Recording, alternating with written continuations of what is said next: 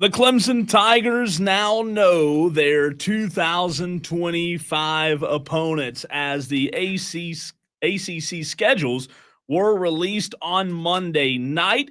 The dates are set, Diesel, for Clemson's schedule. The ACC put out all of the schedules on Monday night, and that's where we are going to lead the show today right here on the Fan Upstate. He is Diesel. I'm Cole Bryson, and this is Wire to Wire, a short edition of the show today as we have Furman basketball pregame show with Dan Scott beginning at 5:30.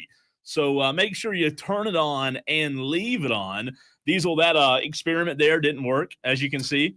You try new stuff. Yeah. And there's echoes. For those on the show listening right now saying, what is he talking about?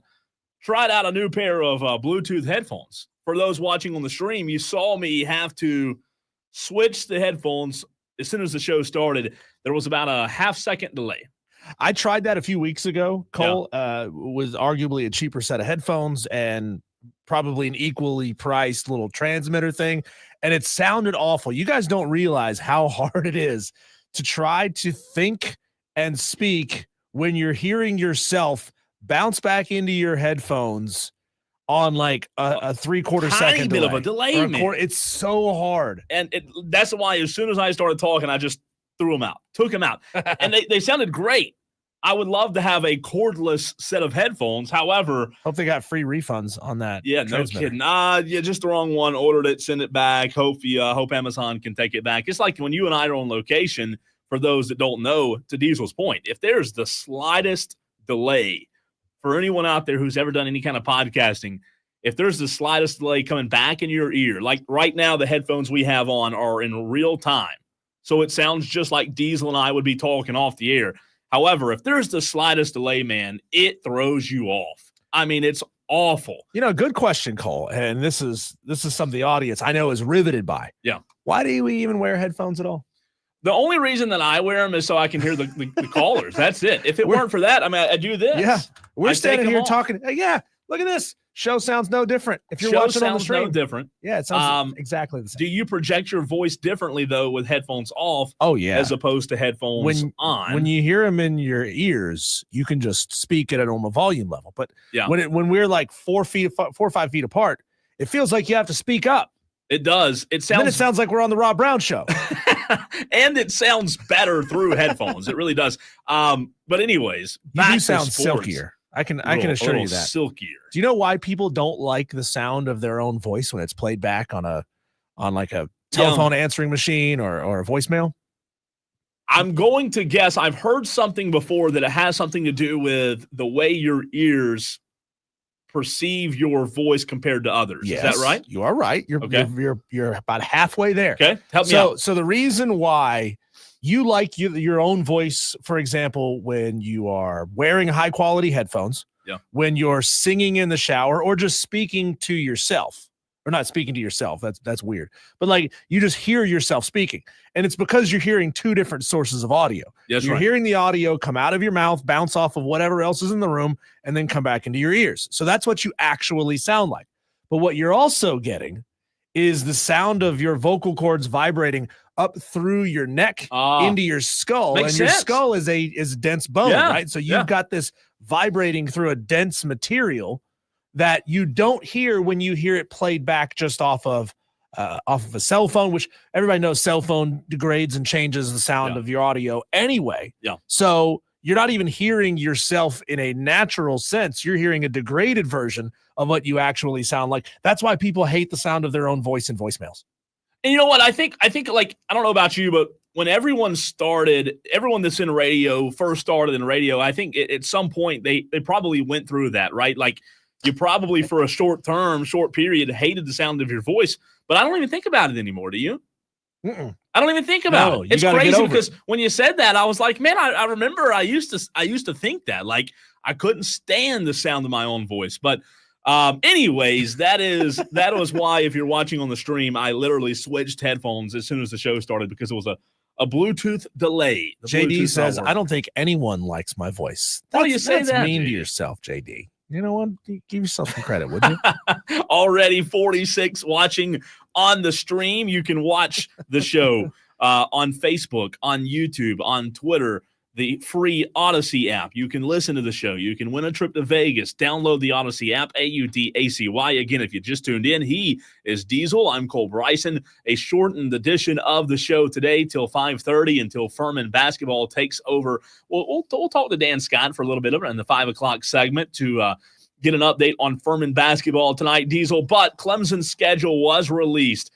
T-Swizzle in the YouTube stream already getting the conversation started.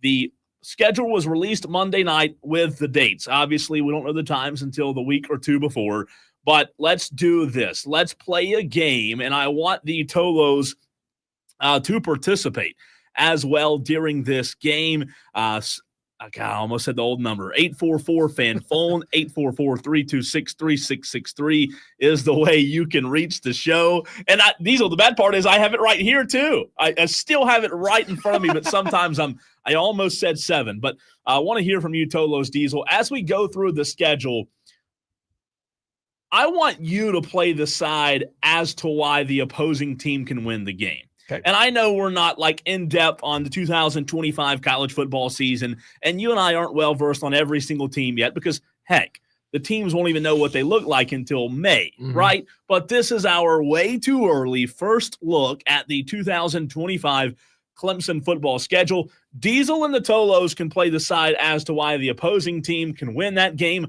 I'll play the side as to why Clemson can win the game, and we'll start with what will be, in my mind, one of the most anticipated games of opening weekend. I would bet College Game Day will be there.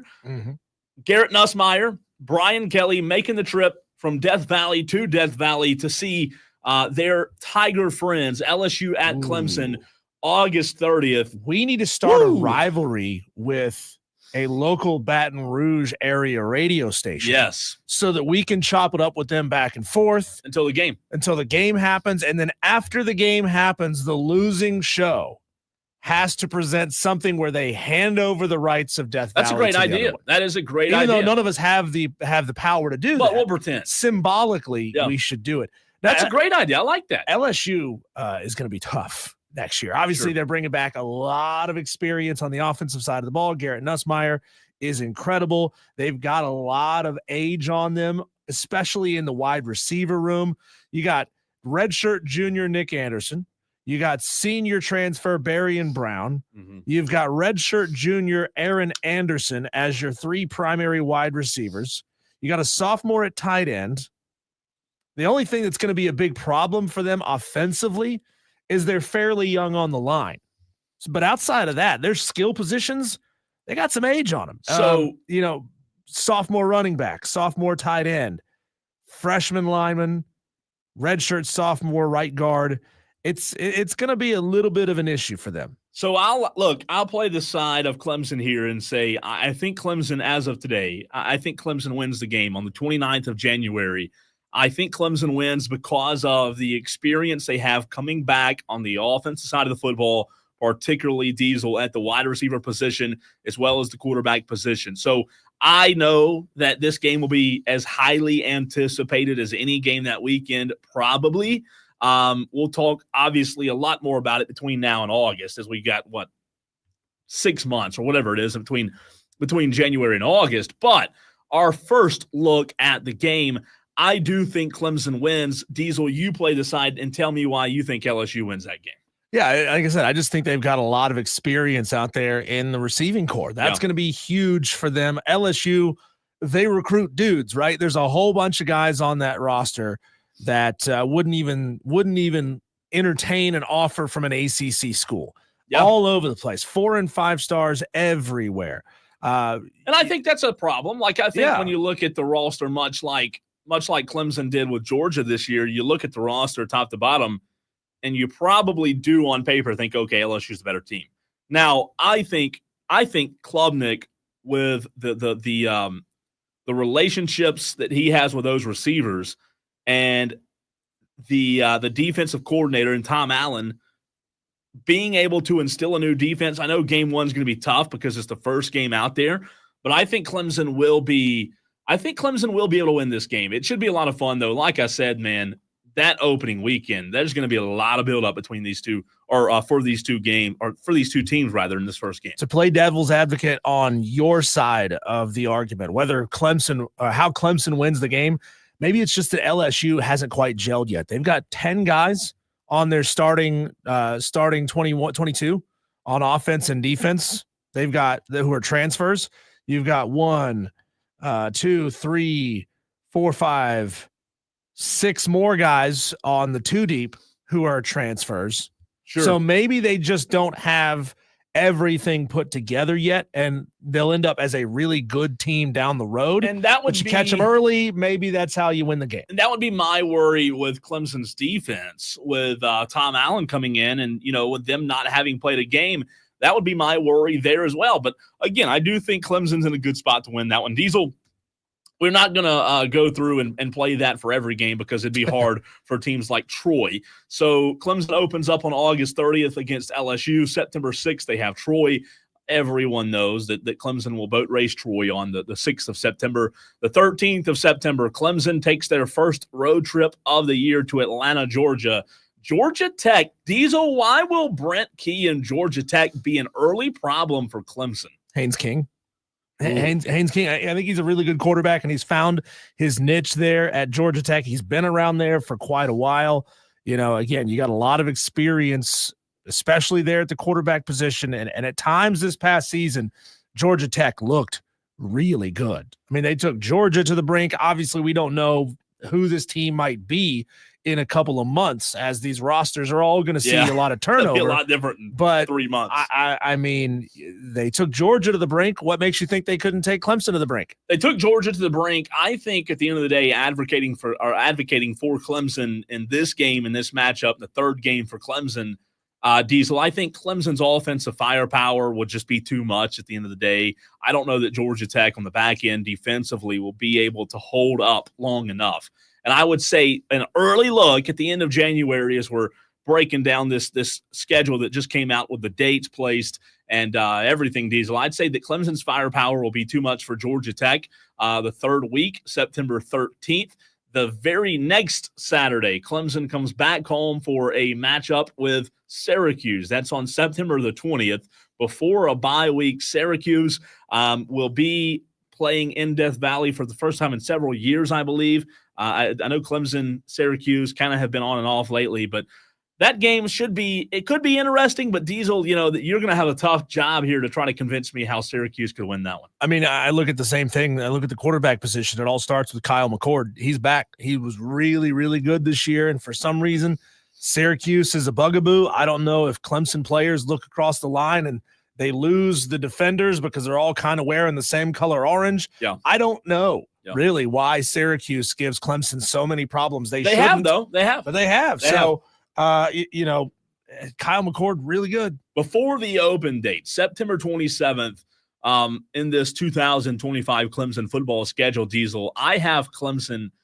As of today, I have them beating LSU, and I think they're 4-0 and off to a fantastic start going into the bye on the 27th of September. Do you disagree there? No, I don't. I do think Clemson's probably going to have it's going to be a battle with LSU, but I think ultimately Clemson will have just a little bit more in that home game environment. It's going to matter in that matchup. I would say if I had to do an early projection, I'd say probably Clemson wins that game by a touchdown or less, maybe by a field goal. But I mean, I certainly could see 4-0 going into the open day. It's really interesting, and we'll get into this a lot between now and August, but I am so intrigued, Diesel, and I would hope to be able to ask Dabo this question at some point throughout the spring or whenever our next media availability is with him. I would like to know the burning question that I have. Is Clemson going to prepare the same for LSU as they did Georgia last year? What I mean is, it looked as if during the game and after the game that Clemson just knew that was a loss. They kind of melted in. Defensively, it was just a mess defensively. No substitutions, no Sammy Brown. I'm not saying they didn't try, but Dabo said after the game that, them losing to Georgia doesn't affect them. And I didn't like Clemson's approach in that very first game of the year last year. So it'll be interesting to see if the approach is different. Now, October 4th, Diesel, Bill Belichick versus Dabo Swinney in Chapel Hill. This one could be a lot of fun just for the simple fact of it's Belichick versus Dabo, two Hall of Fame coaches. I just don't know if Belichick in year one will have enough to go toe-to-toe with Dabo. I agree with you. I don't think that's going to happen. But you've forced me into a position where I have to play devil's advocate every single time. I mean, the only thing I can say is that Bill is doing a heck of a job recruiting talent at this point. I think they're going to be a young football team in Chapel Hill next year. And maybe, just maybe, Bill finds a way to outsmart Dabo. I was going to say that. It's going to be difficult. It's going to be on Bill, not so much the players on the team. Because you're not gonna have, let's say Belichick's there for 6 years. You're not going to have anywhere close in year one to the team that he plans to have in year 4, right? So I would say I'd agree with you. If they were to win that one, Diesel, I'd say Belichick would have to out-scheme and out-coach Dabo Swinney in a major way. Now, the next few, not as intriguing. Boston College on October the 11th, Clemson at BC. The 18th, they host SMU. We all know that those two played in the ACC championship. Well, SMU is going to be a gutted version of themselves next year. They've lost a lot. They've lost a lot. Yeah, you're gonna really have a hard time defending SMU there. And again, not to say Rhett Lashley won't have that team competing, in that ball game, but to your point, they're going to be a shell of themselves. Another bye, October 25th for the Clemson Tigers in 2025 before they finish the season with 5 straight, 2 at home. Diesel, November the 1st, Clemson hosts Duke. November the 8th, the next Saturday, Clemson hosts Florida State. As of right now, neither Duke or Florida State seems to present a huge challenge. Tell me I'm wrong there. Or I mean, you can be honest. Duke and Florida State, as of today, do they present a huge challenge? No, I don't think so. Not really. But then Mario again, you Cristobal didn't think that Manny Diaz was putting up that much of a challenge, or this team, not Cutcliffe, Elko was head coach at the time 2 years ago. Didn't expect them to beat Clemson early in the season 2 years ago. Sure. Clemson's not going to let Duke sneak up on them, especially considering, Duke had a lot of transfers out. So that's going to be really difficult for them to figure this thing out. Offensively, Duke may be okay on the defensive side of the football because they got a lot of graduate transfers and older players on that side of the ball. Yeah. But it's gonna be hard for them to score and to put up points. Maybe they find something by late in the season, but if this was another early game, I would say it's probably going to be a healthy Clemson win. November the 14th, which is a Friday night football. Clemson on the road at Louisville. A very interesting Friday night game. I know Dabo Swinney's talked about he doesn't love Friday night games, Diesel. However, Friday night, maybe that's a trap game for a Clemson team, right? That's coming off of a game versus Florida State. I'm not saying that Clemson loses, but Friday night, it's not your typical Saturday routine. Well, Louisville, brings back Tyler Shuff. Or Tyler Show. I don't know how you say it. I think it is. I think you're right. I think it's Show. Is it Show? I think so. They bring back Tyler Show. And Jeff Brom is a hell of a football coach. He is. Right? He's a good coach. And Louisville fancies themselves as a program that can challenge. It can be really good and compete for the ACC championship. And I think under Jeff Brom, they can definitely do that. They are a frightening football team, especially on a Friday night when you're playing in a weird time. November 22nd, Clemson host the Furman Paladins, a game that you'll be able to hear right here on the Fan. Upstate Diesel, Furman at Clemson. Not even going to spend time on that one. No disrespect to Furman there. November 29th, Clemson at South Carolina, the Saturday after Thanksgiving. That is the game of the year after LSU. I hate to say it, but it is. It's like after LSU, after August 30th, you have to wait until November 29th.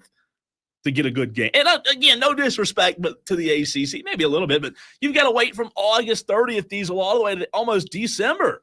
Road game at South Carolina. Lenore Sellers back for another year. A lot of offensive firepower there. A lot of defensive firepower there. This is a very, very losable game for Clemson. Sure. I think it's going to be tough for them to go down there and get that win. I mean, there was something in the water, in the air last year down at Death Valley. You're going on the road this time. The crowd is going to be against you. I think this is a scary game for them. It is. There's no doubt.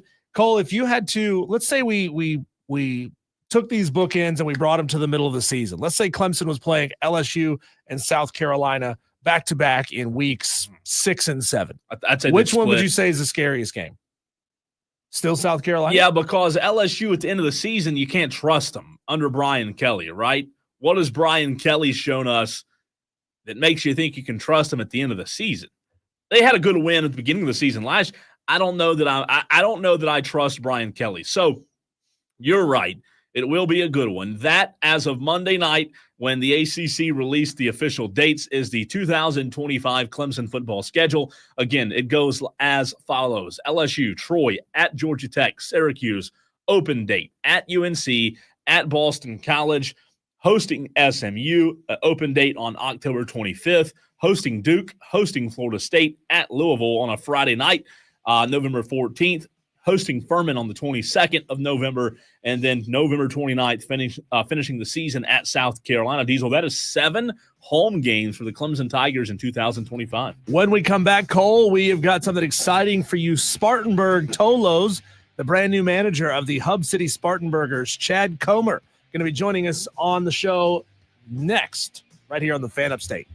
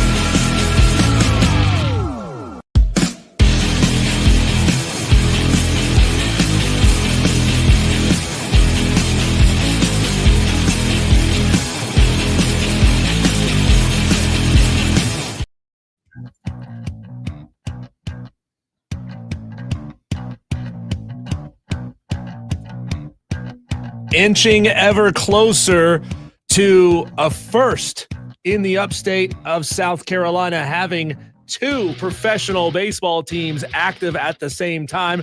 Everybody knows Greenville and their longtime Greenville Drive. We are joined right now by the new manager of the Hub City Spartanburgers, Chad Comer. Number one, Chad, thanks for joining the show. Congratulations on getting the job. But before we get anything started here, we got to know, as I know you're currently in Texas, I don't know if you're from Texas or not, are you ready and willing to renounce the deliciousness of brisket for pork barbecue? Because that's what the upstate of South Carolina is all about. If you tell these people you love brisket, it may be a tough road for you. Yeah, happy to be on. No, I do love brisket, but I also do love good pulled pork as well. So I'm excited to get there and try a little bit of it. No doubt about it. Brisket's hard to beat. Chad Comer. Let's do a little rapid fire here, Chad, for those in the upstate that are going to be going out to the Spartanburgers games and watching you guys. Spartanburg loves their baseball. I'm sure you know that already, but just for those out there listening, how they can get to know Chad Comer, the new manager of the Hub City Spartanburgers. Where are you from? What are your favorite things to do outside of work, and what got you into baseball? So for me, I'm from Arlington, Texas, actually. Pretty crazy, huh? Worked for the Rangers, had the opportunity to join them when I started coaching back in 2015 and have been with them ever since. So pretty cool to have the opportunity to do that for the hometown team.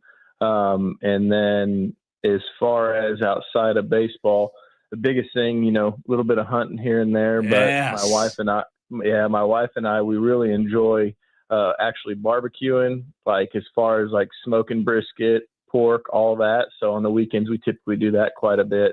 And then, baseball for me, it started when I was 4 years old playing in a pre-T-ball league. My dad got me into it, and it's been this way ever since. Talking to Chad Comer, the new Hub City Spartanburgers manager. Can you give us a sense of your style of baseball, the kind of baseball you expect the Spartanburgers to put on the field?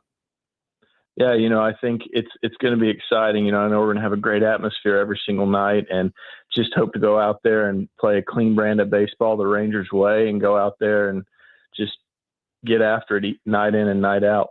Chad, what Diesel, my co-host, and our audience don't know is this just turned into a hunting interview. Now that you've told me that, because you're talking to a avid hunter right here. I lived in the Colony, Texas, for about a year and a half. I don't know if you know exactly where that is or not, but obviously moving to South Carolina is a big difference from Texas, right? You have so many major sports in Texas, major professional teams, not so much here.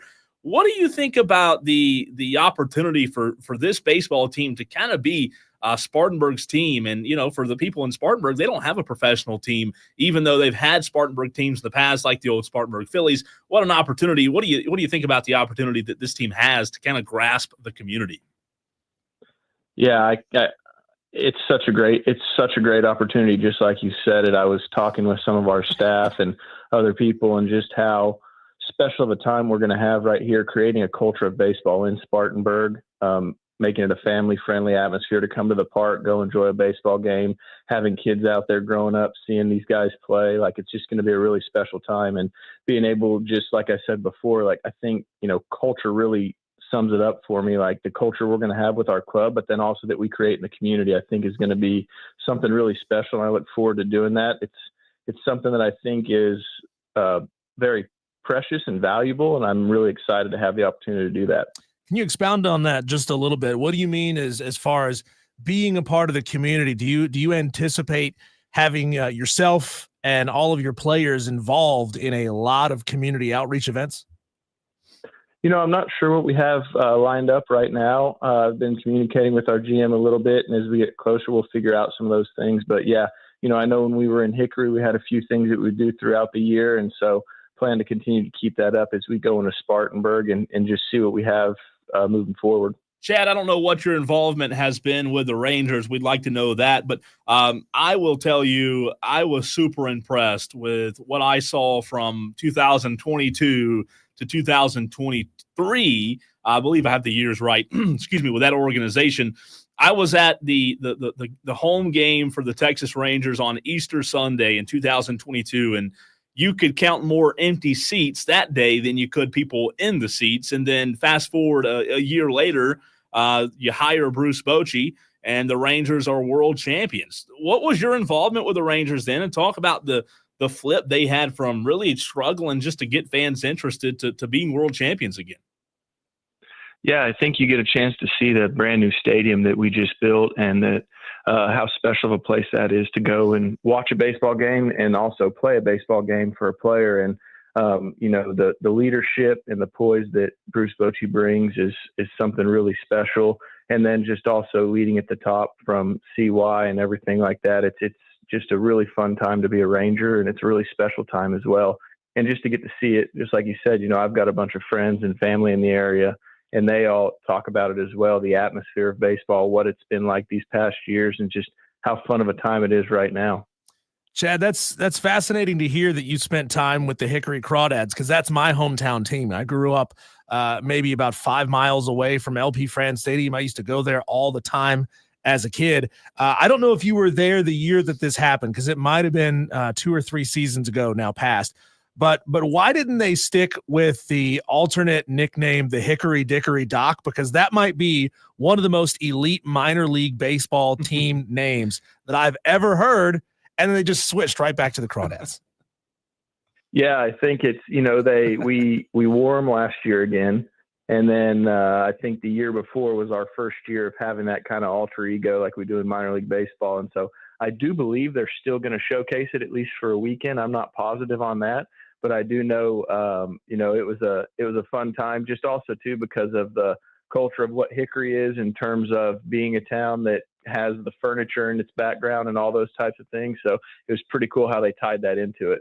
We're talking to the new manager of the Hub City Spartanburgers, Chad Comer. Chad, have you had a chance to – I'm sure you have, but I want to make sure I say this right. Have you had a chance to visit Spartanburg yet? And if so, your first takeaways, your first thoughts on Spartanburg and what that'll be to you as it'll be a home for you for the majority of the year.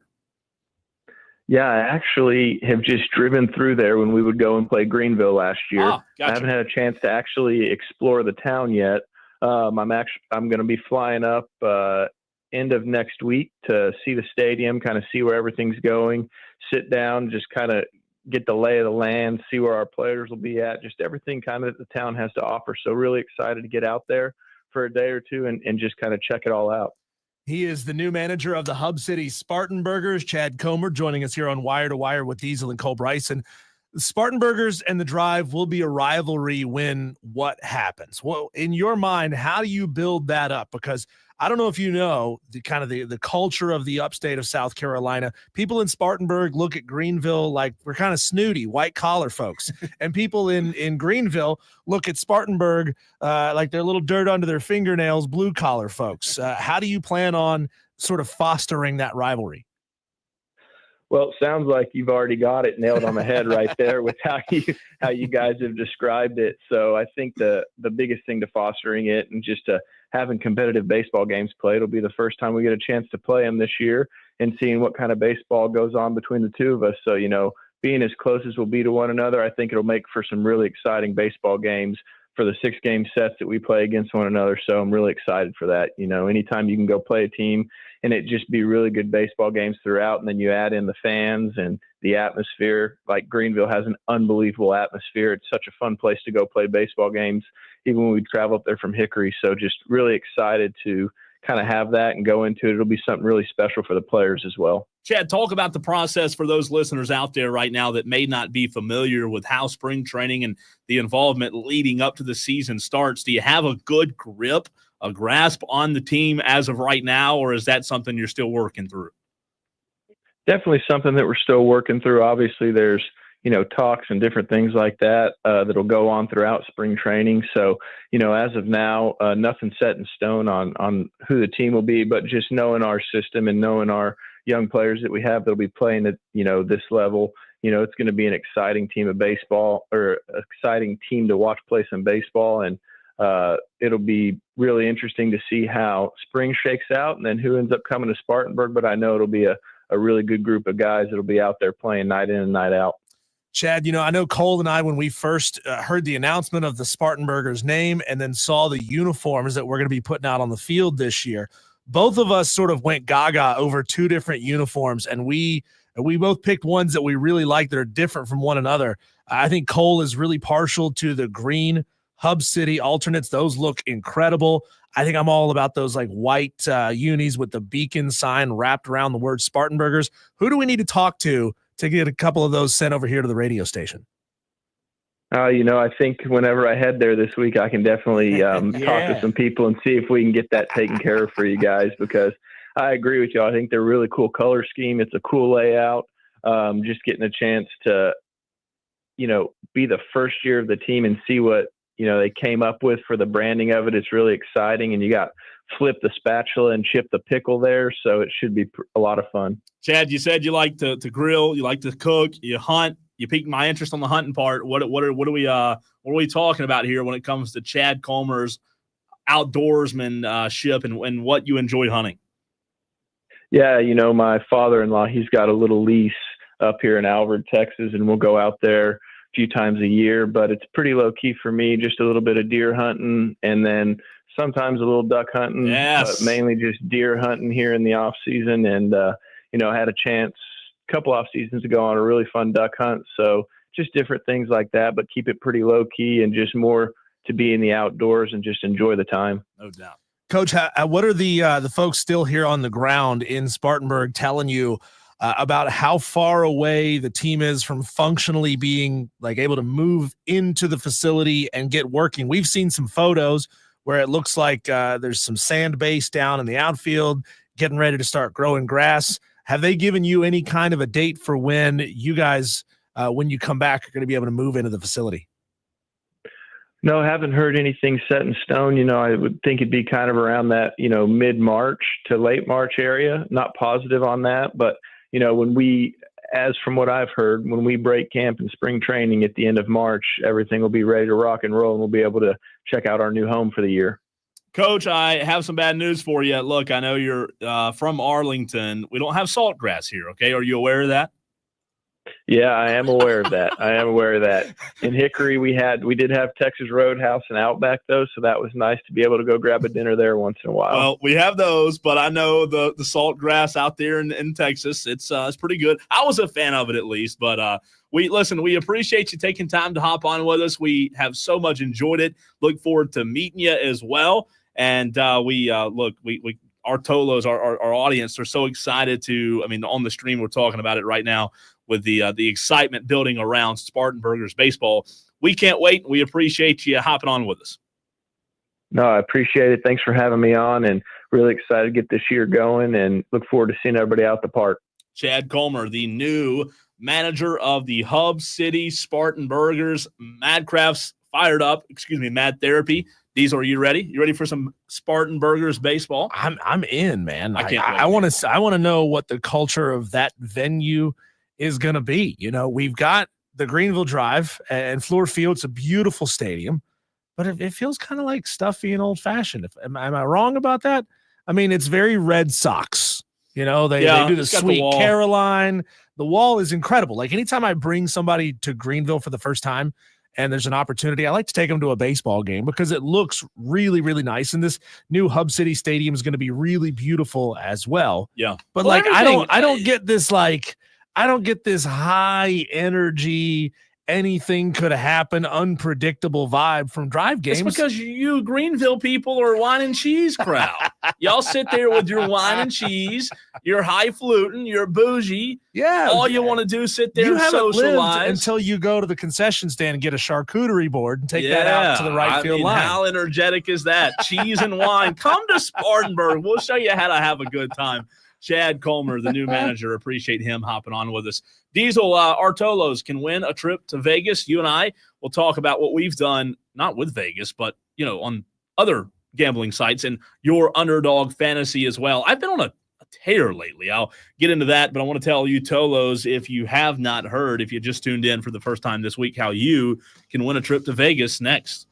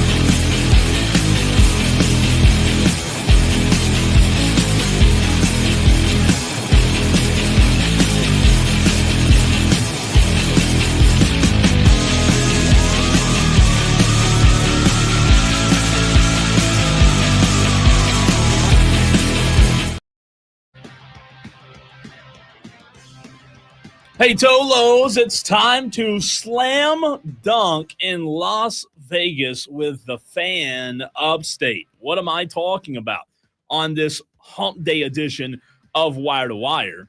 Well, guess what? If you Tolos listening out there or watching on the stream, there's 74 of you right now on the stream. If you want to win a trip to Las Vegas, you can do so with the Fan Upstate. All you have to do is download the free Odyssey app, AUDACY, and log in, listen to the Fan Upstate for at least 1 hour a day to enter. One lucky winner scores round-trip airfare and accommodations for not one, not two, not three, but 4 people in Las Vegas, plus $5,000 per person, which Diesel 5 times 4 is 20. And that I'm would glad be 20, you know the answer because I didn't. I have a cheat sheet. 20,000 total to enjoy the ultimate experience for the first 2 rounds of the college basketball championships. Good luck in this national contest. Slam dunk in Vegas by listening on the Odyssey app to the Fan Upstate. Diesel, if you and I, we talked about it yesterday, if we went to Vegas, we would probably do a good bit of gambling, as you and I both enjoy casinos. You know, sometimes I love sports gambling. I love picking games. But sometimes after you have a run like I've had in the last 3 days, you just want to quit. Sunday and yesterday combined, I went 10-1 in picking games. Now, that's not always like that, as you know, how sports gambling and picking games work. But last night, St. John's, Kentucky, Michigan State, and St. Bonnie were all winners for me. On Sunday, I had a heck of a day. My only loss on Sunday was the Bills' money line. I got the Eagles' first half right. Had a couple of teasers in the NFL. However, you get up, you win money, and you know what the bad thing about winning is? You become the A word, addicted. You want more. You think I thought you you were can going to say the G word. well, Greedy. well, that too. You become greedy. You become addicted. The problem with winning is you think, oh, guess what? This is easy. I went 10-1. I can do this again today. And guess what happens after that? You lose your money. Streak. You lose your money. It happens. It's part of sports gambling. There was a stretch, Cole, playing on Underdog Fantasy where I hit 5 in a row on the same day. I went 5 for 5 on player props, and you have to pick at least 2. But sometimes I was picking like 3 and 4 leg entries, and I just couldn't miss. I don't know what it was. I couldn't miss. Hot. And I was hot. And I was like, the next day, I'm definitely going to jump back in here. I'm just going to keep on winning. And then I went ice cold for a week straight. Ooh. Last night, I finally got back into the win column, putting some positive numbers, some green numbers instead of red numbers in my column. I was doing well last night playing in the NBA. I have a 4-team sweetheart teaser for today. And I went a little, guess what I did today? I went a little SoCon flavor. I said, hey, let's use the SoCon games tonight, and let's see if we really know SoCon basketball as good as we think, Diesel. I've got Samford +9, Wofford -2.5, Chattanooga -1, and ETSU +12. SoCon tonight is as follows. Again, there are 10 teams in the SoCon. You have Samford and Furman tonight, which you'll hear at 5:30 right here on the Fan Upstate. Wofford and VMI, which Wofford's favored, according to Vegas, by 12.5. UTC over Western, UTC at Western, UNCG and ETSU, and then also tonight the Citadel versus Mercer. I'm telling you, man, I know this might be weird, but I like SoCon basketball. I really do. I think it's enjoyable, and I think it's a good brand of basketball, and it's fun to pick the games to see if you can hit them. Yeah, it feels like this Samford Furman game is going to be real tough to pick. But good news is you don't necessarily have to. You can just listen to it here on the Fan Upstate. And just for the record, Samford right now is a 1.5-point favorite, according to Vegas, over the Furman Paladins. Over under in that game, 149.5. So they're expecting a relatively high-scoring game, not up into the 80s for both teams, but definitely in those mid-70s range. When we come back, Cole, on the other side of the break, the gloves are officially off in the Big Ten, the conference that used to have it all buttoned up and everybody was nice to each other. Not no mo. Bret Bielema taking shots. We'll talk about that next on the Fan Upstate.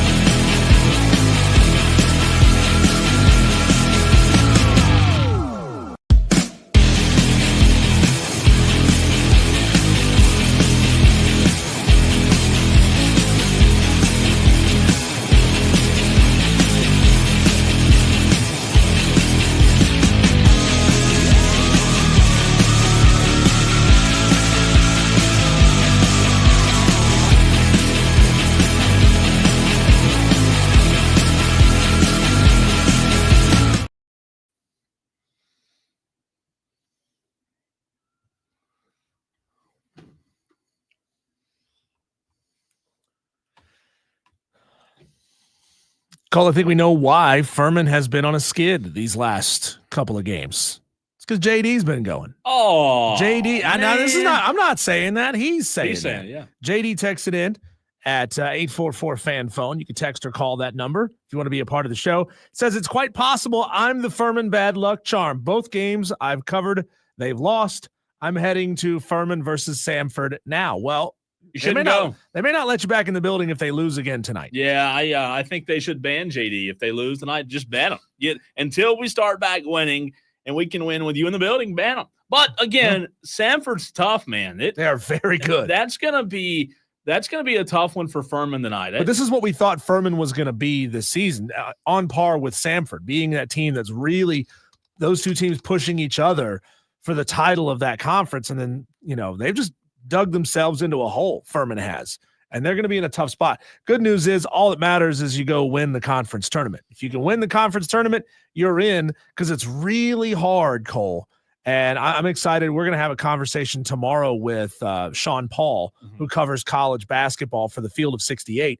I want to know what requirement or what any conference can achieve that has traditionally been a one bid conference like the SoCon, to go from a one bid league to a 2-bid league. And I wonder if once you get that second bid, if the committee starts to then change their mind and say, well, the Southern Conference is deeper than we thought. They deserve to get 2 in every year. I don't have faith it'll ever happen. I just don't. I don't know why. I don't have faith. I would love to see it happen. And to your point about all you got to do is win the SoCon, if that's the case, you just better hope that Samford forgets how to get to Asheville. You better hope that their flight or bus gets canceled and they don't make the trip.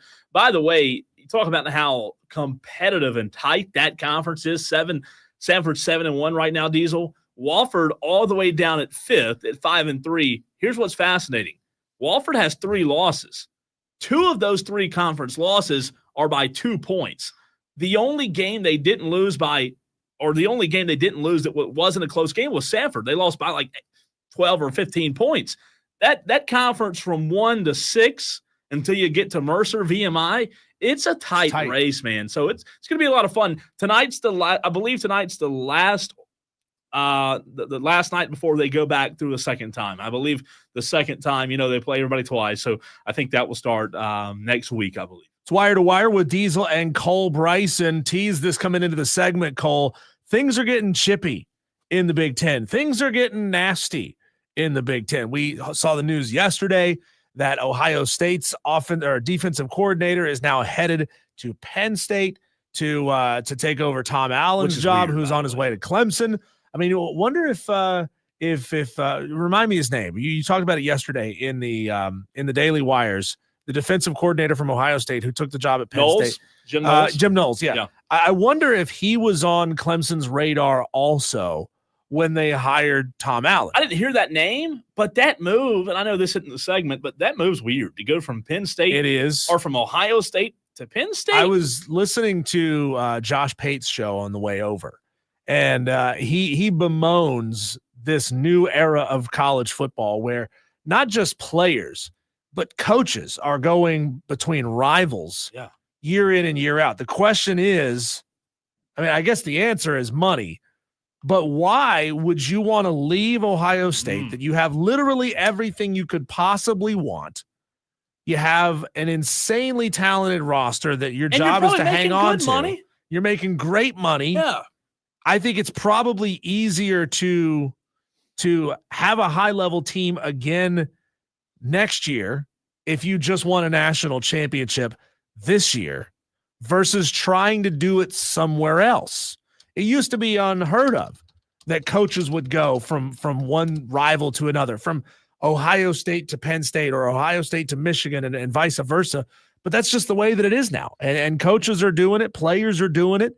There's nothing sacred about being an Ohio State Buckeye anymore because you'll go to Ann Arbor if they're paying. Well, here's, by the way, when you talk about pay, he went from 2.2 to 3.1. So Jim Knowles was making $2.2 million as the DC at Ohio State. Penn State Diesel gave him a record contract, The record contract, more than Tom Allen. They're not messing making. around at Penn State next year. $3.1 million per season for the DC. That is the highest paid defensive coordinator in college football. Highest paid in college. You're telling football. me Ohio State wouldn't match that? You would think. Ohio State, this defensive coordinator just won you a national championship, and you're not willing to, if it's just under $1 million raise, they're not willing to throw another $750 or $800K at him to keep him? I'm just reading. Ohio State offered 2.5. So he was making 2.2. Oh, they tried to go and get him on the cheap. They got him. They offered 2.5, and Penn State said, "Hey, we'll make you the highest paid DC in the country at 3.1." So you're talking about what, $300,000 pay bump to stay at Ohio State, which that's good raise, but it's not almost $1 million raise. Is what he got now to go to Penn State. That's crazy. That is crazy, man. I don't like it. Things are getting cutthroat in the Big Ten, just as they've been in the SEC for a long time, Cole, but not only just with coaching changes, with now sitting head coaches. I'm talking specifically about Bret Bielema going scorched earth on Jim Harbaugh on Twitter over the past 48 to 72 hours. I beg the question. I'm going to play you a couple of pieces of audio and then read to you how Bret Bielema retweeted this audio.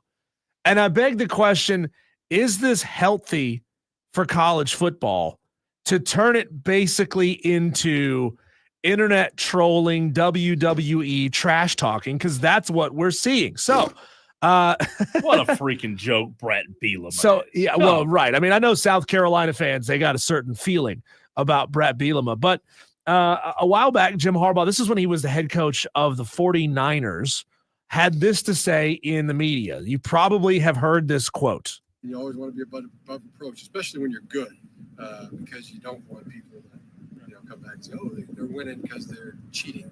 We want to be above reproach and everything. Do everything by the rules. Because if you don't, if you cheat to win, then you've already lost. If you cheat to win, then you've already lost. How else would you cheat? Jim Harbaugh. Hey, newsflash. I didn't cheat to win. I just cheated for some other purposes, but it wasn't to win, so I'm all good, right? Well, Bret Bielema quote tweeted that and said, really? Why'd you leave then? Was really looking forward to playing, but understand why you ran to the NFL. See you in the future and can't wait. So he's directly calling Jim Harbaugh a cheater. Reposting audio of Jim Harbaugh saying, if you cheat to win, then you've already lost. I don't like Bret Bielema. I just don't. I don't like the guy. He went after our Shane Beamer, and I don't like it. That's why I don't like him. I have a problem with him before he went after Beamer. So it'd be one thing if that's the only piece of audio that Bret Bielema retweeted from Jim Harbaugh. He later retweeted an On3 Sports article posted yesterday titled "Michigan Plans to Fight Allegations in Connor Stalions Sign Stealing Scandal." The article posted by Nick Schultz reads, and we're not going to go deep into this thing, says, according to the 137-page document obtained by Yahoo Sports, Michigan pushed back on many of the allegations. The school has also accused the NCAA of, quote, grossly overreaching and wildly overcharging the program with a lack of credible evidence about the alleged sign-stealing scheme run by Connor Stalions.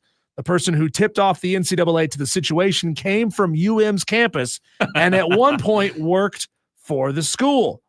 Bret retweeted that, just reposted that content. So there's instance number 2 where Bret Bielema is going after him. Later, Bret retweeted another piece of Jim Harbaugh audio that is as such. Be honest. Tell the truth. You know, if I want them to tell the truth, then I have to tell the truth all the time. When you're in a leadership position. I mean, Judge Judy, I watch her. I mean, I got 90 episodes of Judge Judy TiVo'd on my TV. And why does that not surprise me? And one thing about her courtroom is if you lie in Judge Judy's courtroom, it's over. Bret Bielema retweeted this with 2 laughing while crying emojis and a football emoji. So that's 3 different times the sitting head coach of the Illinois Fighting Illini trolled Jim Harbaugh. I know he's not at Michigan anymore, but still, he's trolling him. He's calling him a cheater. He's laughing at the investigations. Bret Bielema's a troll. So is Bret Bielema Diesel becoming a villain in college football? I mean, I don't know. Maybe. I don't know that retweeting that stuff classifies you as a villain. However, between that and the antics with Beamer, maybe he's becoming like a little. Maybe Bielema wants to be an action character, like a character. Well, whatever. He didn't want to be an NPC, as the kids are calling him these days. Well, he's got the body figure to be a character. I mean, that's nice. He's got the body of a weeble wobble. Let's go to the phone lines. Bring on JD, one of our resident Gamecock fans. I know you've got strong feelings about Bret Bielema. What are your thoughts on this? All right. Well, first of all, thank you for taking my call. Secondly, let's remove all of my Gamecock bias for just a minute. Bret Bielema is becoming the new Lane Kiffin of Twitter. And yes, Jim Harbaugh might be a sociopath. I'm pretty sure, 99% sure, Jim Harbaugh is a sociopath. He can lie with the best of them. I don't believe a word that he says. However, Bret Bielema, though, with his trolling on Twitter, he's posting about these way too early top 10 rankings, these college football playoff things. He's literally becoming the Lane Kiffin of Twitter. And then I wanted to ask you guys one question. Y'all started out talking about Ohio State there. How is it that a team that spent $20 million in NIL roster money somehow operated at a $37 million deficit in their athletic department this year? Winning's expensive. Cost of money, right? Cost of doing business, JD. And by the way, say Bret Bielema's last name one more time. Bielema. One more time, JD. One more time. Bielema. Thanks, JD. Appreciate it. Have yourself a good time out at Bonscore Wellness Arena tonight. Yeah, I mean, that's a fantastic comparison there. Calling him the Lane Kiffin of the Big Ten, the trash talker, the one who's out there trying to get under everybody's skin. Is this a good thing, though, in college football? Because for the longest time, when things were basically handled through print media and a very small amount of coming up on tonight's 6 o'clock news, you'll never guess what Steve Spurrier had to say about Georgia. I'm thinking about him saying, I always like playing Georgia in the first couple of weeks of the season because, you knew a couple of their key players are going to be out on suspension. I mean, that was relatively good-natured. It stayed kind of small because it was newspaper and local television. Social media wasn't a thing yet. And then once social media happened and got so ubiquitous, a lot of these coaches kind of went insular, right? They stopped. They stopped really saying a whole lot. It's, we got a lot of respect for their team. They're well coached, yada, yada, yada, a whole lot of nothing. Well, Bret Bielema's not doing that, man. He's taking the gloves off. I think it's fantastic that he's doing it. And I do like JD's comparison to Lane Kiffin. I think every conference, not every school, but I think every conference, Diesel, should have a coach that has this perspective, that takes on the role of, whether you want to call it the bad guy or the villain or the outspoken one or the one that wears his feelings on his sleeves. I think, number one, I think it's great for the sport, even though the sport of college football doesn't need it. Like we talk about NASCAR and other sports. Those sports, Diesel, they need bad guys. They need characters because the sport's dying and nobody's watching, and we need something to talk about. College football doesn't need that. However, what makes it fun, what makes this fun, having guys like Bret Bielema and Lane Kiffin trash talk, is that we now know that the clothes are dirty. We now know that the dirty little secrets that used to happen under closed doors are not under closed doors anymore, right? So now that we know this is a dirty, filthy sport with tremendous amounts of money going around every single day, let's just add fuel to the fire. Well, let's have bad guys and trash talk and talk about people's mamas. It used to be, the prisoner's dilemma. We're all in this prison cell together. We're all chained together. You don't reveal my secrets. I won't reveal your secrets. That's done. These guys are going after each other. I disagree that the NCAA doesn't need this because they do need this. I mean, you look at the ratings, Cole, as big as college football ratings are, they are completely dwarfed by the NCAA. It takes, or by the NFL, it takes a national championship game to even become a blip on the radar, even of what the NFL is getting in regular season games. So they need to chip away at that lead as much as they possibly can. I mean, are we going to get to a point, though, where if we see too many trash talking coaches, then it's going to kind of lose all of its luster and all of its venom? Because if everybody's talking trash to each other, then nobody's talking trash to each other. Well, maybe so at first. Maybe we're just like enthralled by it, right? We love it that it's happening. We love that it's going on, but eventually it becomes normal. I don't think it will. I think you have too many coaches who care about their reputation. Look, I'm not saying coaches won't go on Twitter and bash another head coach or a radio show host who says something stupid. I'm not saying that. I'm just saying that for the most part, I think a lot of coaches out there, Diesel, try to carry themselves with class. I think they try to represent the university in a way that they want the university represented, right? And by doing so, they're not going to be Lane Kiffin's and Bret Bielema's. Now, I think one per conference. I want one bad guy per conference. The ACC now, I'm talking to you, ACC. Who's going to be your villain? Come on, let it be Bill Belichick. Let it be Bill. He's old. I'll be okay with that. He's old. Like, get off my lawn kind of guy. Get off my lawn, Bill. But does Bill have the fortitude? Does he have I don't know. Bill's kind of quiet. Bill Belichick does his interviews and he's could be Jeff Brom. I think Jeff Brom's a good candidate. Brent Key. Brent Key's hard-nosed, right? You and I were big fans of him after we talked to him last year at ACC Media Day. I think Jeff Brom's a good candidate. Mario Cristobal doesn't really have I don't know. Soft. Yeah, you kind of have to be good, kind of like, and I know Illinois and Bret Bielema, they're not elite. They're not, I wouldn't even say they're as consistently good as Ole Miss, but you've got to be able to win. You got to be able to back it up, and I don't know that Cristobal could back it up. I do wonder, though, since Bret Bielema's at Illinois, not at Ohio State, not at Michigan, not at Penn State, not at Wisconsin, the big boys, right?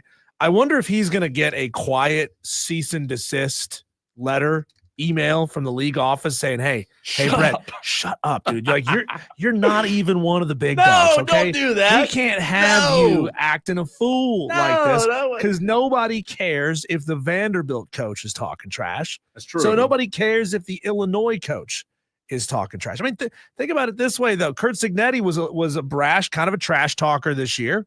I mean, I love it. I think let these guys get as petty as they want to. I think it's entertaining. How about Dabo Swinney goes from the hero to the heel, right? He's always been liked, I believe, by most people, except for South Carolina fans. But it'd be like watching Mr. Rogers use a curse word. What I'm saying, though. Like, what if he just all of a sudden flipped person? I don't think it would ever happen. But put on the NWO shirt, started acting like a heel, hitting people over the head with a steel chair, man. I mean, whatever it takes. I think that would be great we talked about it yesterday in a segment about what we talk about from March to August. Can you imagine if those coaches gave us content? They need to give us something to talk about, saying. Right? In the off season, April, May, June, things are dull. Come on.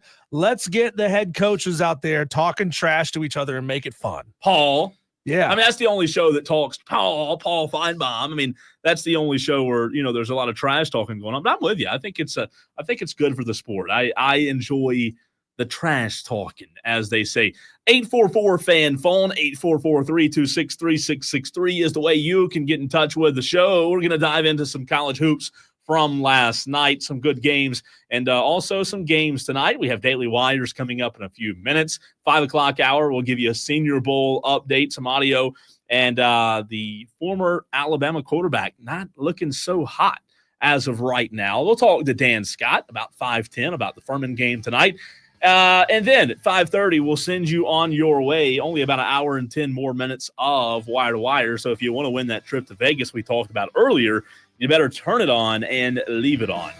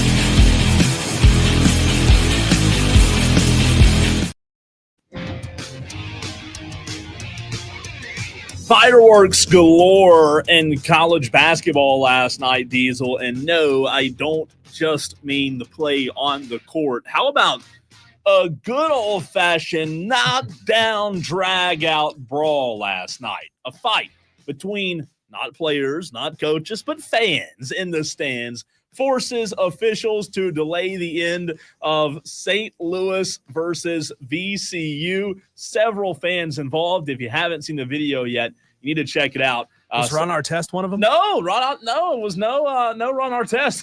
Even though it seems like, he would be involved in a brawl, but it was Sean Paul, who we're having on tomorrow, Diesel. He had a great video of it on Twitter at Sean Paul CBB. Oh, man. I mean, that's all out. I'm not talking about a little scuffle.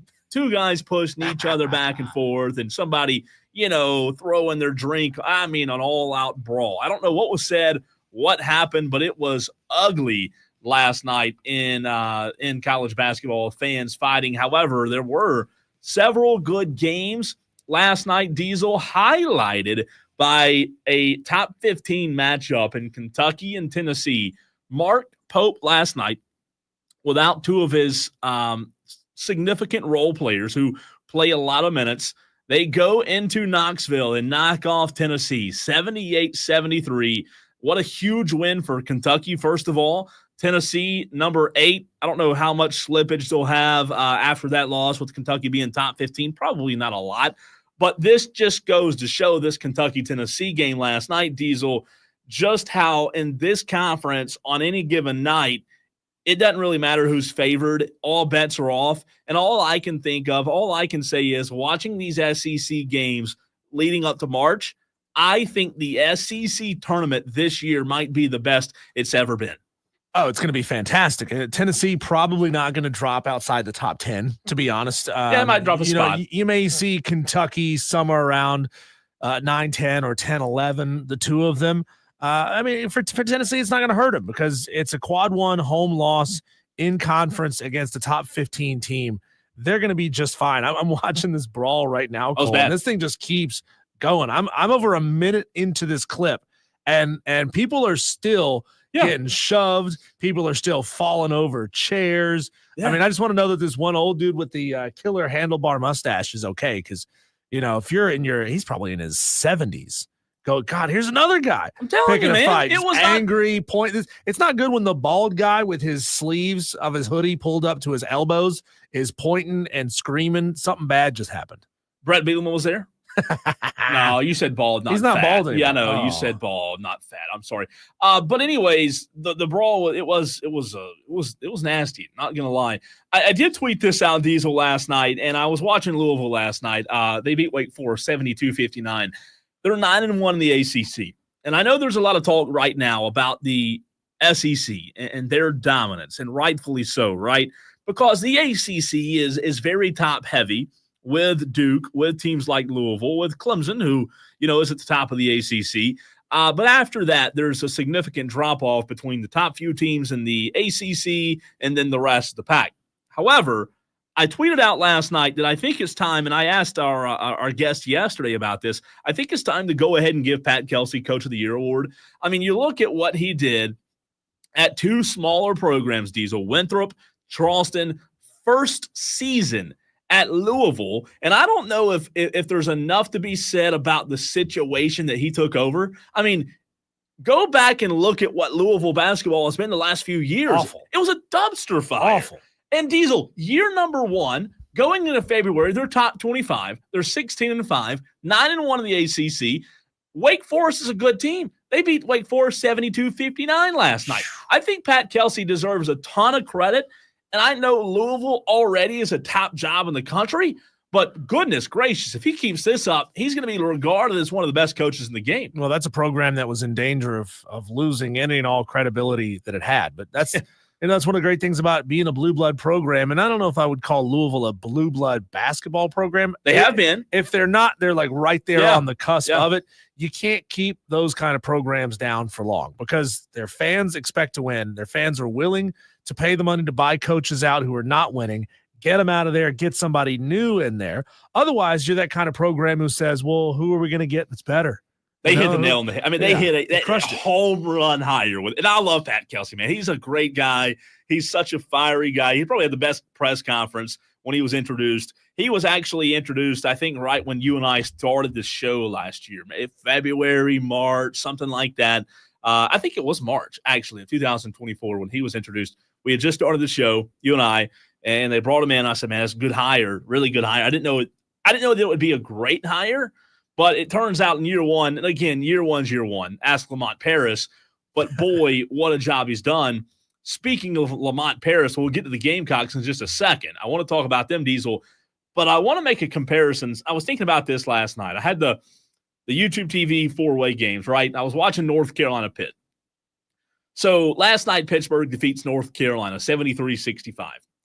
North Carolina's 13-9, 6-4 in the ACC.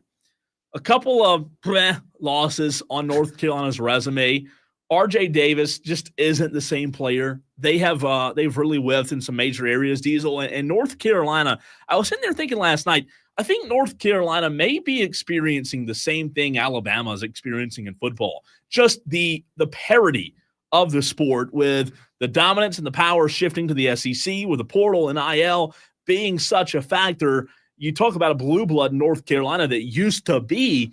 The reality is, as good of a coach as Hubert Davis is, they're not building programs like they used to. North Carolina's not the same program. They're, I don't want to say a shell of it, but they don't look like North Carolina basketball. And I think they're in a very similar situation that Alabama is, where they used to be the top dog, and now everybody's got money to spend, right? Well, if you're at North Carolina, you shouldn't ever whiff on a whole class full of prospects, right? Your reputation should precede you, and whether it's Hubert Davis or the next head coach, and I think it's probably going to be maybe next year or the year after Hubert Davis gets the axe. Oof. You have to be able to have your reputation hit on 2 to 3 elite players that can sustain you, even if you're having a somewhat down season by your standards.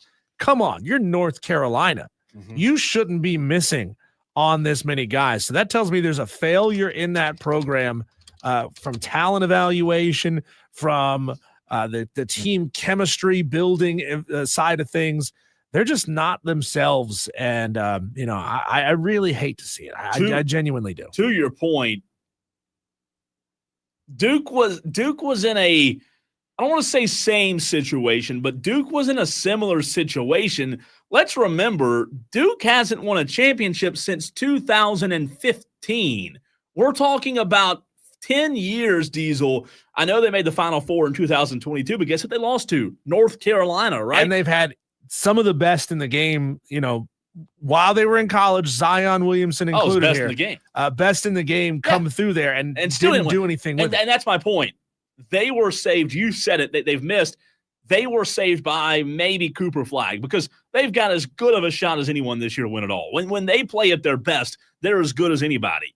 Cooper Flagg maybe saved Duke's pro. I don't want to – that sounds a little dramatic, but in reality, without Cooper Flagg, are they as good as they are this year? I don't think so. Makes you wish you could keep a guy like that around for 4 years. Oh, my God. I mean, we talk about – you'd run the sport. Right. We talk about the decline in college basketball, people paying attention. I mean, come on. We're one state away from some of the most elite college basketball in the country, and the audience here doesn't really seem to care all that much, right? I mean, so you've got a prime position to grab a hold of that conference. If you're Clemson, you got a prime position to put a stranglehold on it. If you're Duke, I mean, I'm interested to see if Wake Forest can step back up and become what they used to be. Yeah. Because Cole, I remember, 15 years ago, Wake Forest was an elite basketball program, and they were right up there with Duke and North Carolina and NC State, but they've fallen off in a big way. Uh-huh. If Duke could keep a guy like Cooper Flagg around for another season or two, you start building that star power back up in that program. And of course that, it's just that kickstarts a whole new level of recruiting. The last thing I'll say before we move to South Carolina, last night, it does say a lot about North Carolina losing. However, Pitt's not a bad team. Pitt's not a bad team at all. Leggett's one of the best players. But they were 500 in the ACC going into this game. Yeah, but here's their losses. Duke, Louisville, Clemson. As of yet, you haven't found a bad loss. The only bad loss, Louisville. Florida State. Those are their conference losses. Louisville, Florida State, Clemson, Duke. Clemson's not a bad loss. Louisville's not a bad loss. Duke's not a bad loss. They have coming up Wake, Virginia, SMU, Miami, Syracuse, Georgia Tech, Notre Dame, NC State. They're going to win a lot of games. They've got some really good talent, and one of their best players has been battling an injury. I think Pittsburgh, they're a good team, but at the end of the day, North Carolina with R.J. Davis, as veteran as he is, they are under-exceeding mightily, Diesel. They're not the team they're supposed to be right now. Do we know if the grounds crew or facilities crew up at Pitt during halftime last night went over there and tightened up the rim on the side of the court that North Carolina was going to be shooting on? Because they went ice cold in the second half of that game. 44 points in the first half. 21 points in the second half. North Carolina did. North Carolina. Yeah. They just went ice cold. It's unbelievable how that happens. When you turn the ball over 14 times, you can go ice cold. Really, they had 14 turnovers last night. And that's my point. They're just not the same North Carolina team that we're used to seeing. So we'll see. I think it's an intriguing story. They better make the tournament. I'll tell you that. They better make it for Hubert Davis' sake, because if they don't, it'll be 2 out of 4 years they haven't made the tournament, and North Carolina fans aren't going to put up with that. Before we hit a break, though, Georgia, South Carolina last night, the Gamecocks, Diesel, still, as of today, January 29th, 2025, still looking for their first conference win, now 0-8 after a 71-60 loss to Georgia. The Gamecocks, man, even though Colin Murray-Boyles is playing well as a team, they are struggling big time. They've got 6 more ranked opponents to go down the stretch of their schedule. 6 out of 9 games are ranked. They're hosting Texas A&M, at Kentucky, hosting Ole Miss, at Florida. Fast forward a couple of games on the road at Missouri. All these ranked teams, by the way. 2 unranked opponents, and then on the road at Tennessee. Cole, there's a good chance South Carolina doesn't win an SEC game this year. I'm looking, and if that's the case, is there no choice but to maybe move on from Lamont Paris? Not in year 1. Winless, or year 2, rather. This would be year 3. This is year 3. Is this year 3, right? No, is this year 2? I think 2.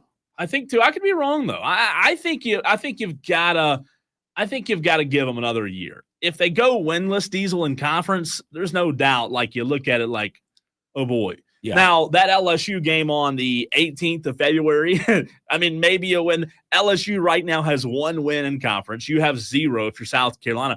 Maybe that LSU game is the one you can win, or maybe against Texas. But you're right. I'm just trying to find a win. This is year 3, by the way. This is 3 for Lamont. This is 3. I don't think you do. If he were to go winless, I don't think you move off of him this early in his career. Did he just get an extension? Yeah, I just think you have to allow him to rebound, and if he doesn't rebound, then he's obviously toast, right? But in year 3, you don't want to. He had a great year last year, and then you go to this year with a lot of talent, a lot of expectations, and you fall on your face. Put it this way, Cole, and I know first year results are first year results, but he went 11-21 first year at South Carolina, rebounded with an amazing 2023 season, won 26 games. Yeah. And now they're back in a situation where they're sitting at 10-11. Now they'd have to go winless down the stretch, and that's tough to say that's going to happen. But I would be absolutely flabbergasted, and I may say coach of the year material, if he somehow goes above 500 the last 10 games. It's not going to happen. No. So you're staring down a really bad 2024 season, and that makes 2 out of 3 seasons where they're not just sub 500, but badly sub 500. And I think if you retain Lamont, you go in the next year with, I don't want to say like the buyout numbers on the forefront, but I think you do go in the next year with it being a year of, hey, either we're going to find out in 2026 if this is our guy or if it's not. And maybe it doesn't even take that long. Maybe it's 2025 later this year. But I think you got to give him at least one more year, Diesel. I know it's a bad year for South Carolina. I didn't see this coming. Not maybe Jeremiah one win. Donati next year has to have the or else conversation. He might have to. That's a tough place to be. When we come back, Cole, let's take a quick whip around the sports world. Our Daily Wires coming up next.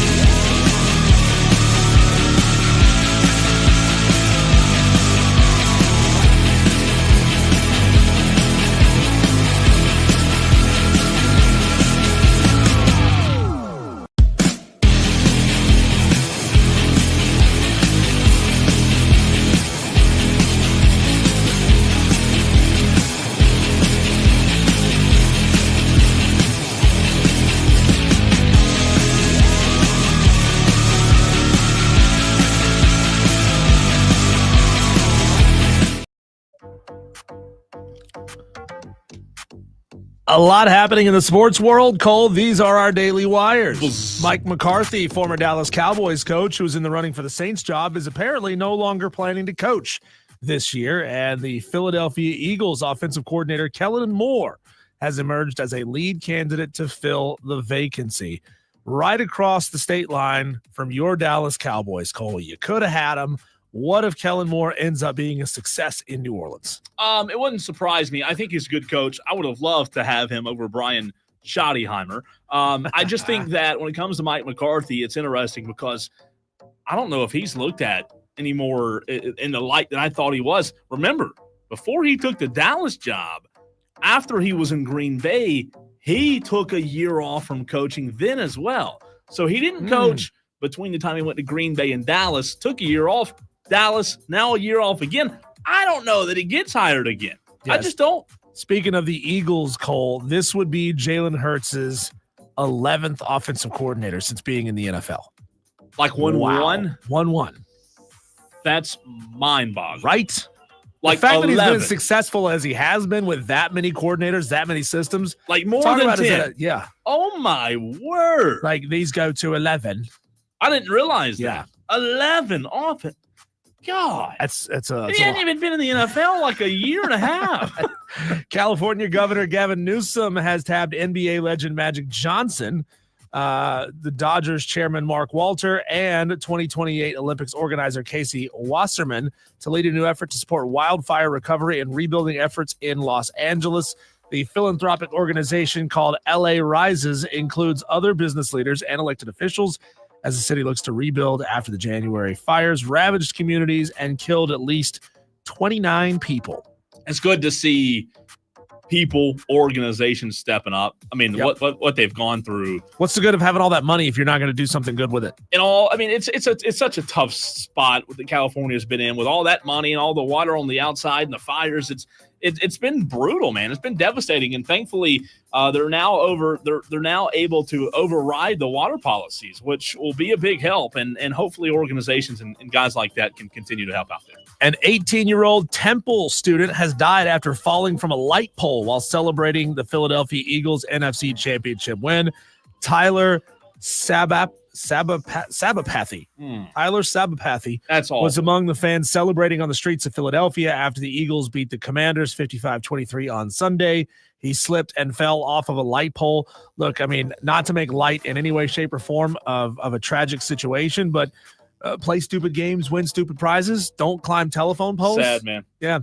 A group of 9 former Western Oregon women's basketball players have filed a lawsuit against their university, their former coaches, and multiple school administrators, alleging that multiple forms of abuse that included excessive practice conditions and inappropriate comments being made about their players' bodies. The lawsuit, filed in Marion County, Oregon, Circuit Court on Wednesday morning, seeks roughly $28 million in damages. Lakers coach J.J. Redick is second-guessing his decision to insert rookie Bronny James into his rotation in LA's 118-104 loss to the Philadelphia 76ers last night, saying, quote, maybe put him in a tough spot. He went 0 for 5 with 3 turnovers in 15 minutes. He goes on to say, this is J.J. Redick said, quote, flying up yesterday, nationally televised game in Philly and all that stuff. He didn't play well, but he's been playing great in the stay ready games, and he's been playing great in the G League. And that's what makes it tough is you go watch him in the G League and he's lighting it up. So any other player that plays like that in the G League is going to get called up, but when he gets, it's early in his career, but it's a big stage last night in Philly, man. And back-to-back nights for the Lakers. That was a tough spot. And lastly, Cole, in a recent interview, Jake Paul expressed his belief that boxing is surpassing MMA in popularity, calling MMA, quote, a crappier, except he didn't use the word crappy, version of boxing. He is a partner in Professional Fighters League, but he did criticize MMA for its lack of submissions and takedowns, claiming it has become essentially kickboxing. You know what? I think I might agree with him there. I kind of enjoy where boxing is going. I'm not a boxing guy. I enjoy watching it, though. I don't know. It's an interesting conversation. I know we have some Tolos who love MMA and UFC. But I don't know. It could be. We shall see, Diesel. On the other side, I'll tell you how you can win a trip to Vegas. Give you a little Senior Bowl update with some audio from a quarterback competing in the Senior Bowl. We'll talk to Dan Scott at 5:10 p.m. Dan Scott getting ready for the call tonight as Furman has a big one here in Greenville. All that and more next.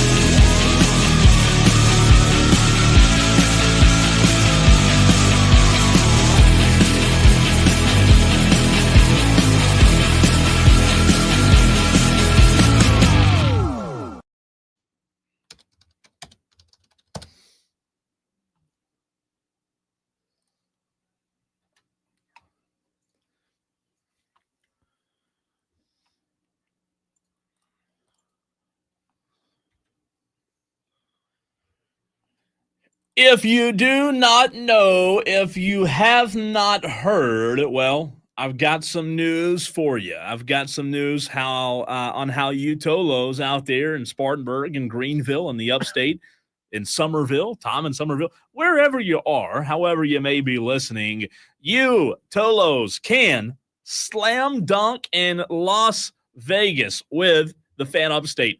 You have to download the free Odyssey app, log in, and listen to the Fan Upstate for at least 1 hour a day. Diesel, that's pretty doable, right? 1 hour a day. That's easy. Turn it on.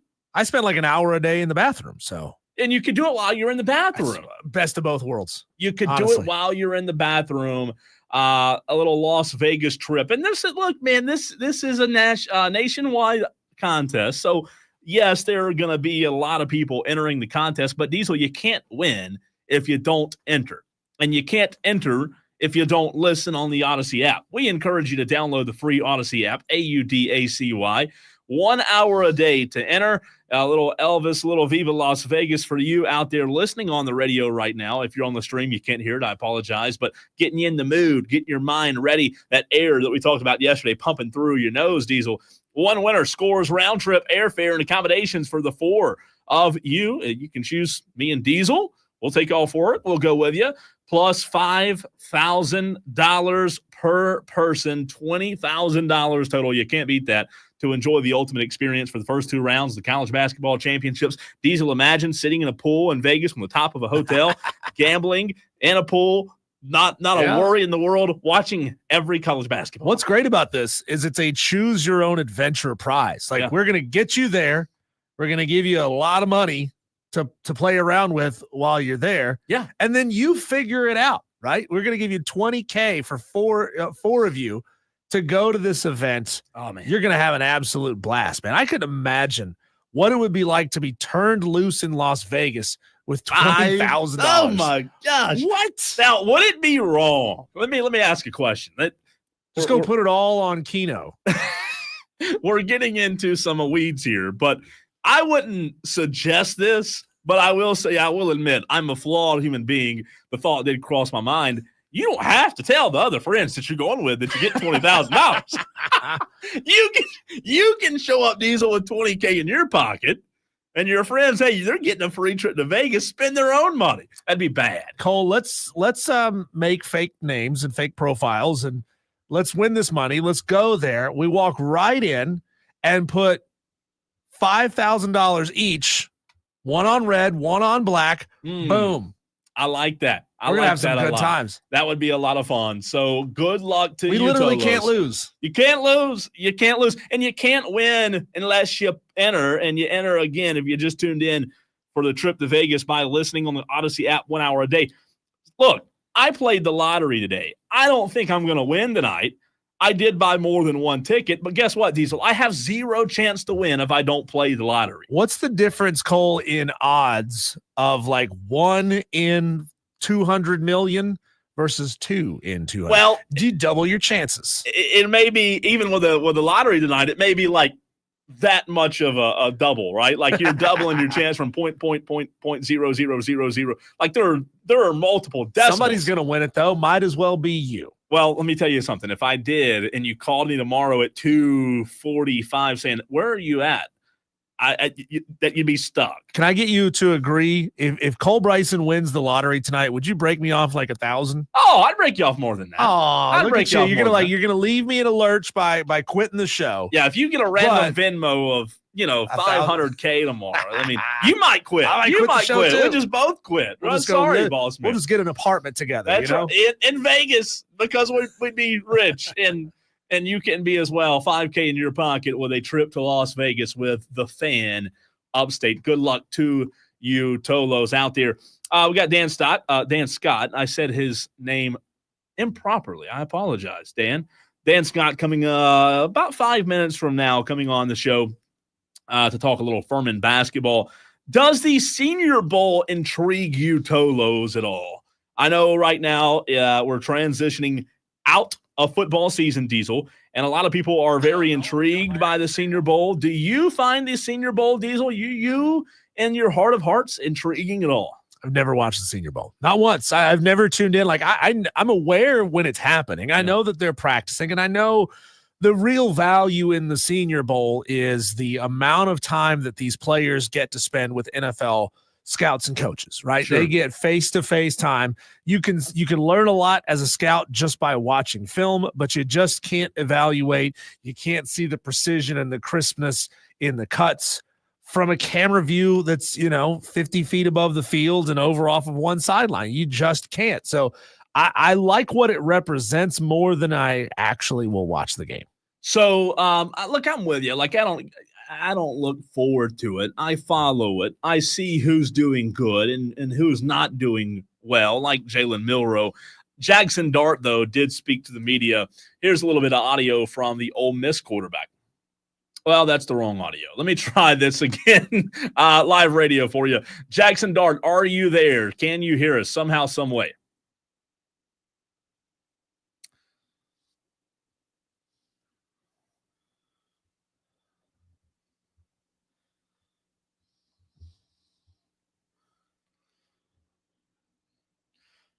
So I wouldn't try to copy Josh Allen. He can't beat the Chiefs. Oh my gosh, low blow. Why would you want to model your game after that, man. Loser? That is the lowest. You're not wrong, but that's a low blow. But Jackson Dart. Does Allen have one L in it or two? Allen, right? Two L's. God. You gotta stop. You got to stop. I mean, the Josh Allen slander. Again, you're not wrong, but the Josh Allen slander. You're right not wrong. No. Jalen Milroe not looking the best in the Senior Bowl. They did say that Jack Kaiser of Notre Dame, man, he's shown out. But reports are that Dylan Gabriel had the best day out of any quarterback in attendance at the Senior Bowl yesterday. Dylan Gabriel reportedly threw a ball that reached 74.9 miles per hour, which is the fastest thrown ball in pre-draft testing ever. My Jeep is screaming trying to get to 74 miles an hour. It 74, does not like it. That's like 3,500 RPM. Just for reference, Diesel, Josh Allen, who you just mentioned, Patrick Mahomes, and Joe Milton all recorded their fastest speed at just 62 miles an hour. Gabriel reportedly threw the prettiest ball of any quarterback at the Senior Bowl. His accuracy was reportedly extremely impressive. Many NFL scouts reportedly believe that Gabriel's stock jumped tremendously with his performance at the Senior Bowl. So maybe Diesel, the stock for the former Oregon quarterback, rising, which could be interesting. But isn't this a stat, Cole, especially if you're talking about the speed at which he throws the ball? Yeah. Isn't that a stat that really doesn't say what you think it says? I mean, what good is it to throw the ball 72 miles an hour in a game? We talk about players or quarterbacks needing touch, about needing accuracy, about being able to thread needles, about being able to throw it into coverage. Tell me what good. I mean, nobody's catching the ball at 72 miles an hour. DBs aren't catching it. Wide receivers aren't catching it. Okay, cool. Like, yeah, 74, great. But what does it actually mean for you? Not much. Does it matter? Maybe. Does it matter in a tremendous amount? Probably not. So it'll be interesting to keep an eye on Dylan Gabriel. One more as far as the receivers go. Tez Johnson, Diesel, also from Oregon, has reportedly been the most unguardable and best wide receiver at the Senior Bowl thus far. Johnson has reportedly been cooking DBs in one-on-one and has been getting open consistently during team periods. Many NFL scouts reportedly believe Johnson's game to be a mix of Ladd McConkey and Tank Dell before the Senior Bowl. So Oregon quarterback, Oregon receiver, two Ducks stock rising pretty high from the Senior Bowl. We go to the phone lines right now and speak to Dan Scott, voice of the Furman Paladins. He's going to be on the call here in just about 20 minutes on the Fan Upstate. Dan, welcome into the show. Can you give us any insight on what Coach Bob Ritchie has been saying to his team to get them to recover and bounce back from this rough stretch? Over the last 7 games, they've gone 3-4. How is he using the disappointment of those 4 losses as fuel? Yeah, you did say caller. No, did I? No. You did. You did. Oh. You did first time. I love that. That's a good one, Dan. Good job there.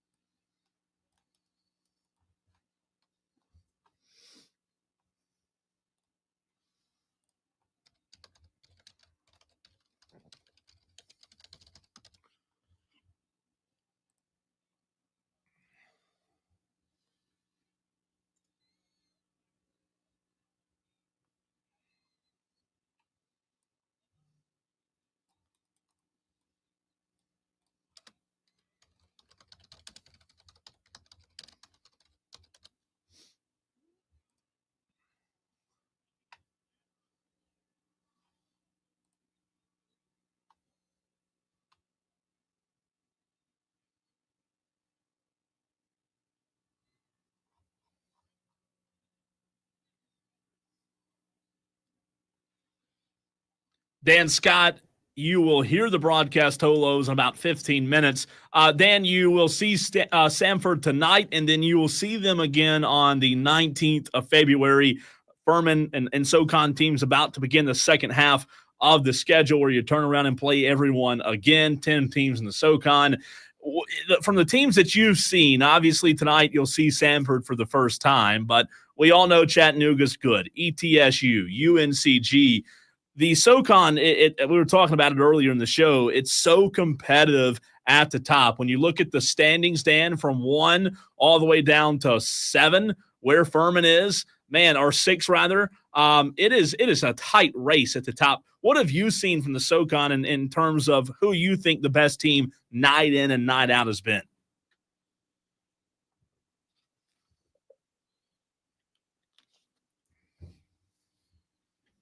Mm-hmm. Yeah.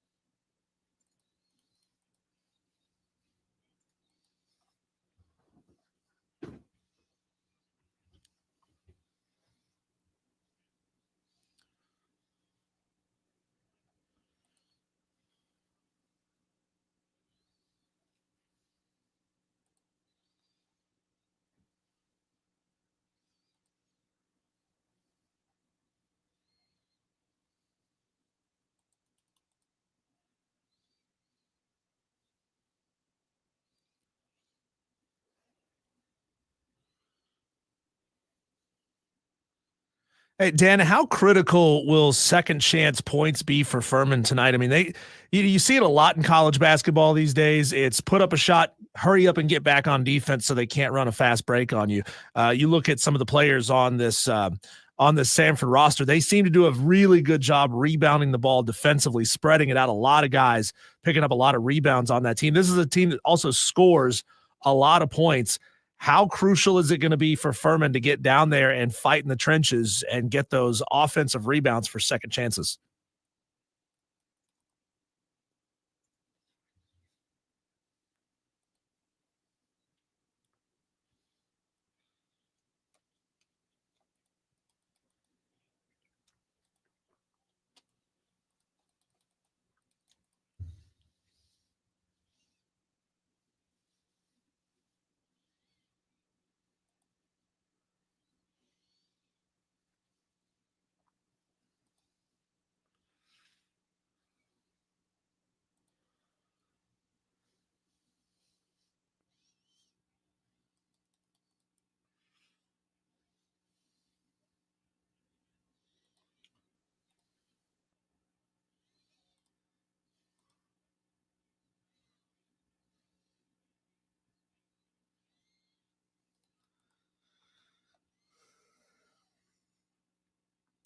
Dan, you said something a minute ago that I wanted to go back to about Furman's defense. I love watching the progress of a team throughout the course of a season because, like you said, you're right. If you go to Asheville and win the whole darn thing, then you know what? Everything's A-okay. But when it comes to defense, and from what you've heard from Bob Ritchie, is it effort? Is it scheme? What in your mind or in his mind that you've heard from him has to be corrected in order to make the defense better?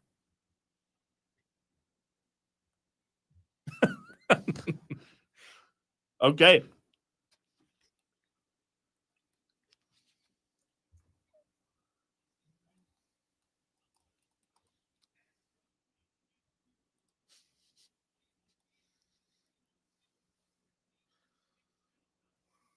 Hmm.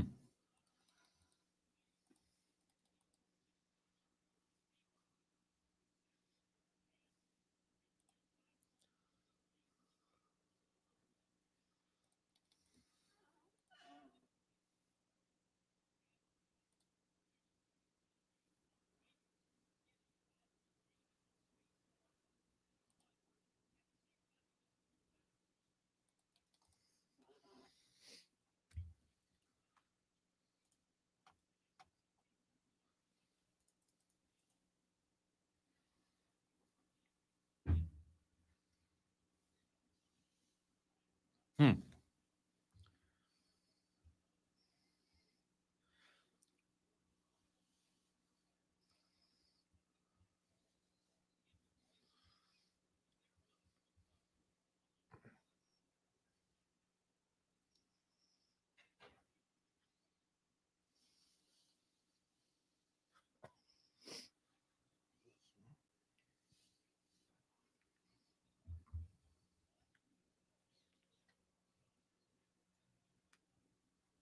He is Dan Scott, play-by-play voice of the Furman Paladins. Dan, looking forward to your call coming up here in just about 12 minutes. I will say before we let you go, it is my solemn vow that the next time we have you on, I'm going to clean up Cole Bryson's language because we're not going to let people say words like "dern" on the fan upstate. I can promise you next time.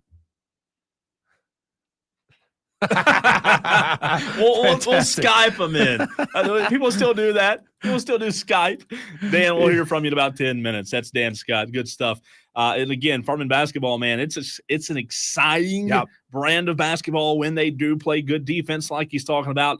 And for those in the upstate tonight that Diesel want to see some really good basketball, Samford is the elite of the elite right now in the SoCon. I got a couple of friends, Cole, who have turned Furman basketball at the Well into a can't-miss event. They are there every single time. They're playing big-time home games, and I know for a fact that they're going to be there tonight cheering on the Paladins as they take on a really good Samford team. When we come back, Cole, have you ever heard of the Reddit thread AITA? It means, am I the blank? No, I have not. I'm going to ask you that question. AITA in a situation that happened to me this morning. That's coming up next on the Fan Upstate.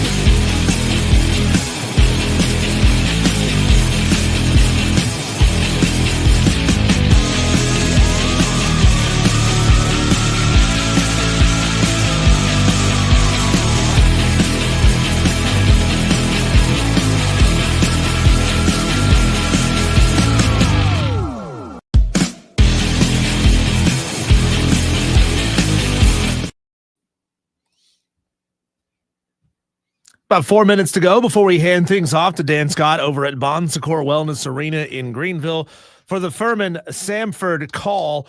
Cole, I had a situation earlier today. Have you ever had somebody just rapidly drive up on you when you're in your driveway or kind of catch you unawares and you're wondering, what the hell is this person? What are they trying to do to me? Yeah, right were they now? trying to get shot? Yeah, I'm out walking my dog earlier today in my own neighborhood, by the way, and I'm all the way back to my front door when somebody speeds up to my driveway, gets out of their truck, and starts yelling at me in my own front yard. Turns out that my dog dribbled a little bit on somebody's mailbox post, like a half a mile down the road.